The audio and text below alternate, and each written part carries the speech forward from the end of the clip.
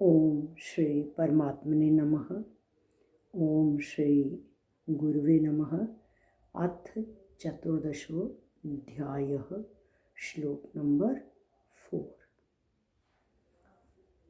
पिछले श्लोक नंबर 3 में समष्टि संसार की उत्पत्ति बताई, जिसमें अनेक ब्रह्मांडों की उत्पत्ति और अनेक प्रकार की शक्तियों की उत्पत्ति।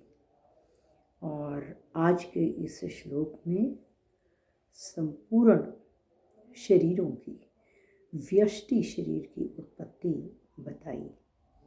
ये श्लोक है, सर्वयोनिषु कौन्तेय मूर्तयः संभवन्ति याः। सर्वयोनिषु कौन्तेय मूर्तयः संभवन्ति याः। तासां ब्रह्म महद्योनि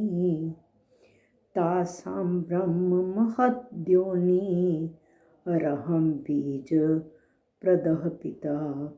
अरहं बीज प्रदः पिता। कहा है कौन्तेय, हे कुंती नंदन, हे अर्जुन, सर्वयोनिषु संपूर्ण योनियों में, याः मूर्तयः जितने भी शरीर, संभवन्ति उत्पन्न होते हैं। हे अर्जुन, संपूर्ण योनियों में जितने भी शरीर उत्पन्न होते हैं, तासां उन सब की, महद ब्रह्म योनि ही उन सब की मूल प्रकृति मेरी योनि, अर्थात उन सब की मूल प्रकृति तो माता है। योनि का मतलब माता। उन सब की मूल प्रकृति तो माता है। और मैं अहम, मैं बीज स्थापन करने वाला पिता हूँ। मैं उसमें बीज स्थापन करने वाला पिता हूँ। हे अर्जुन, संपूर्ण योनियों में जितने भी शरीर उत्पन्न होते हैं, उन सब की मूल प्रकृति तो माता है और मैं बीज स्थापन करने वाला पिता हूँ। कहा है कि 4 प्रकार के उत्पत्ति स्थान हैं। जरायुज, अंडज, उसके बाद कहा स्वेदज, और अगला स्वेदज, उद्भिज। 4 स्थान है ये उत्पत्ति के। जरायुज अर्थात जेर से पैदा होने वाले, जैसे मनुष्य, पशु आदि। और दूसरे नंबर पर कहा है अंडज, अंडे से उत्पन्न होने वाले पक्षी, सर्प इत्यादि। और फिर तीसरा है स्वेदज, पसीने से पैदा होने वाले, जैसे जूं, लीख इत्यादि। और चौथा है उद्भिज, पृथ्वी को फाड़कर उत्पन्न होने वाले। इसमें वृक्ष और लता आदि, ये 4 स्थान जो हैं उत्पत्ति स्थान बताए हैं। और फिर कहा है कि इन 4 स्थानों में लाखों योनियां पैदा होती हैं। इन 4 स्थानों में लाखों योनियां पैदा होती हैं और उन लाखों योनियों में से एक एक योनि में भी जो प्राणी पैदा होते हैं, उनकी आकृति अलग अलग होती है। और एक योनि में, एक जाति में पैदा होने वाले प्राणियों की आकृति में भी कुछ ना कुछ भेद रहता है। उनकी आकृतियां आपस में मिलती नहीं। जैसे एक मनुष्य योनि में अरबों वर्षों से अरबों ही शरीर पैदा होते आए हैं, परंतु आज तक मनुष्य की आकृति, किसी भी मनुष्य की आकृति किसी के साथ मिलती नहीं। कवि ने 2 पंक्तियां कही हैं, पाग भाग वाणी प्रकृति, आकृति वचन विवेक, अक्षर मिलत न एक से, देखे देश अनेक। पाग अर्थात पगड़ी, भाग का मतलब भाग्य, वाणी और प्रकृति का मतलब स्वभाव, फिर आकृति, शब्द, विचार शक्ति और लिखने के अक्षर, ये सभी 2 मनुष्यों के कभी भी नहीं मिलते।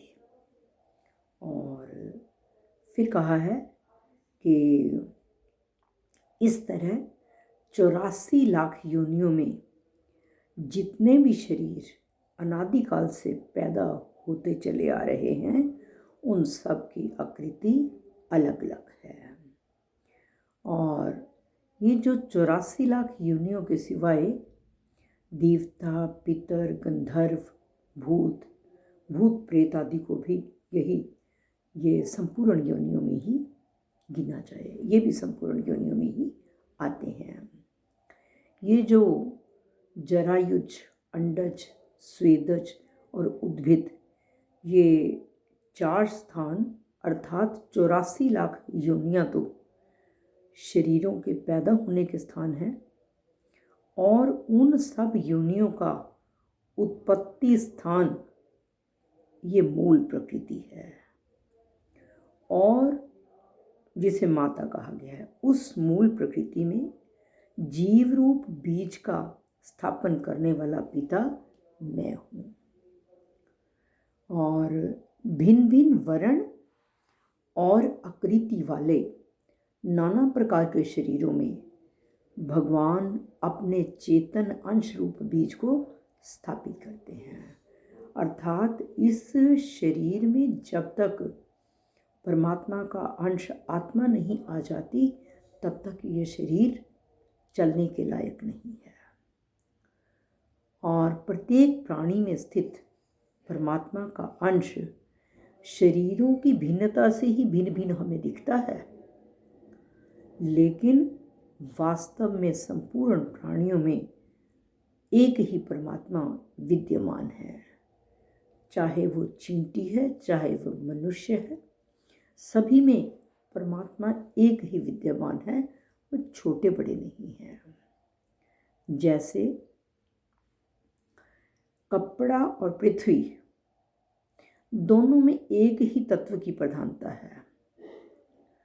कपड़े को अगर जल में डाल दिया जाए तो ये कपड़ा जल के नीचे के भाग में जाकर बैठ जाता है, और जो कपड़ा है, ताना और बाना एक लंबाई में धागे होते हैं और एक आधे चौड़ाई में धागे होते हैं।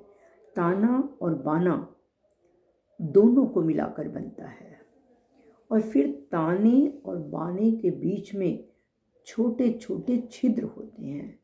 कभी हम किसी कपड़े को सामने ऐसे करके देखें, उसके बीच में से हमें छोटे छोटे छोटे छोटे बारीक छिद्र नजर आएंगे, असंख्य ही छिद्र नजर आएंगे। तो यहाँ पर कहा है कि जब हम कपड़े को पानी में डाला तो इन छिद्रों में भी पानी भर गया। इस कपड़े को तो कहा गया प्रकृति, और ये जो अनेक छोटे छोटे छोटे छोटे छिद्र हैं जिनकी गिनती नहीं की जा सकती, ये असंख्य शरीर हैं, और उन सब में जल एक ही है। इसलिए कहा गया है कि कपड़े और उसके छिद्रों में परिपूर्ण रूप से जो जल है वो परमात्मा तत्व है। अर्थात स्थूल दृष्टि से तो प्रत्येक शरीर में परमात्मा तत्व दिखाई देता है, पर सूक्ष्म दृष्टि से संपूर्ण शरीरों में, सारे संसार में एक ही परमात्मा तत्व जो है वो परिपूर्ण है। कहीं ऐसा नहीं हो सकता कि छोटे शरीर में वो छोटा और बड़े शरीर में वो बड़ा। वो परमात्मा तत्व सभी शरीरों में एक जैसा है। तो हमारा ये जो श्लोक कहा गया है, सर्वयोनिषु कौन्तेय मूर्तयः संभवन्ति याः तासां ब्रह्म महद्योनिरहं बीज प्रदः पिताः। संपूर्ण योनियों में, हे अर्जुन, संपूर्ण योनियों में जितने भी शरीर पैदा होते हैं उन सब की मूल प्रकृति माता है, योनि जो वर्ड कहा गया है, और मैं बीज स्थापन करने वाला पिता हूँ। श्री कृष्ण अर्पणम अस्तु।